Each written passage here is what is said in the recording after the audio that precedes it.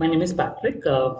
This specific video should tell you about the different topics that come in NMAT and the strategy to write that section. So what is the strategy that you can follow that will help you to ace that section? So we do have different courses for NMAT, which includes the workshop, mocks, videos, etc. So if you're interested, you can go to our website prep.patrickhunter.com and you will get the details for the same. Now coming to the verbal section, 36 questions in 28 minutes. Remember that. That is like less than a minute per question, right? So which means you need to be really fast while solving. The type of question varies. Reading comprehension, you would have 2 to 3 passages. So in the past, there were 3 passages. Last year, there were mainly 2 passages. But yes, 4 questions, 2, 3 passages which are there. So almost 8 to 12 questions is reading comprehension. There's a high weightage of Jumbles as well. 4 to 5 questions. Analogies. Look, these are the type of question that will come. Nothing away from this will come. So these are the only type of questions that will come in NMAT. The best way to understand the NMAT paper pattern is go write their mock, the first official mock which is there. Once you write the official mock, the type of question that are there out there, similar type will come in the exam.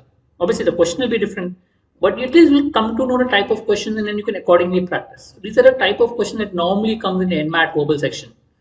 Okay, and analogies is important, Jumbles is important, fill in the blanks is important.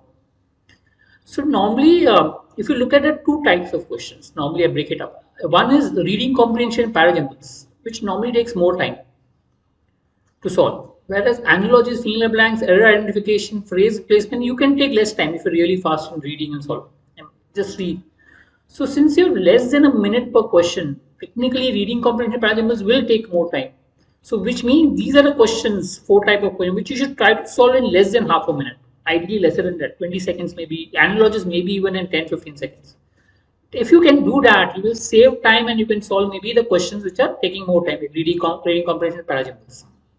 Understand this, right?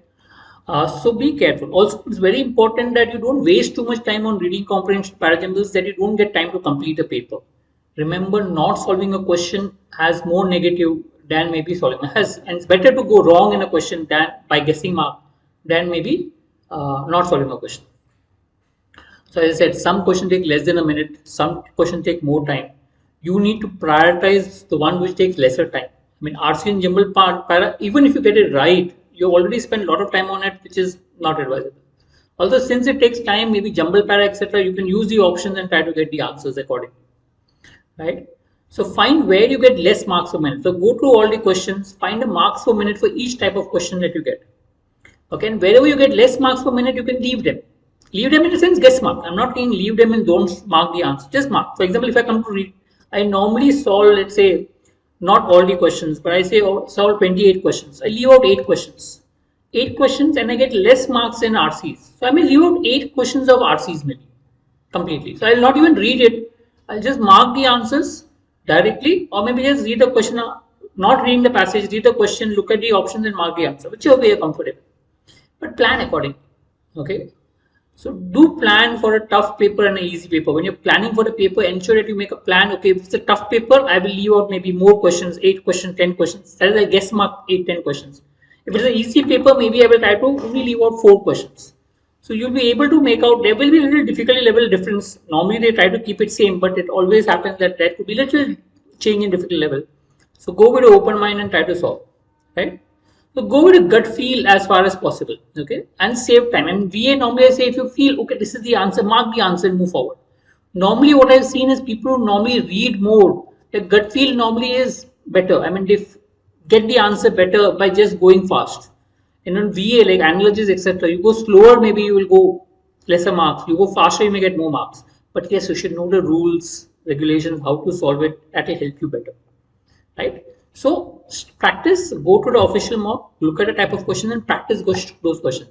Practice will help. Also write enough mocks that will help you to plan your strategy for that particular paper. Writing mocks becomes extremely important, right? Hope this is clear. All the best. We'll come up with more videos with regards to logic and math section as well. And any idea, any queries that you have, please comment us. Thank you.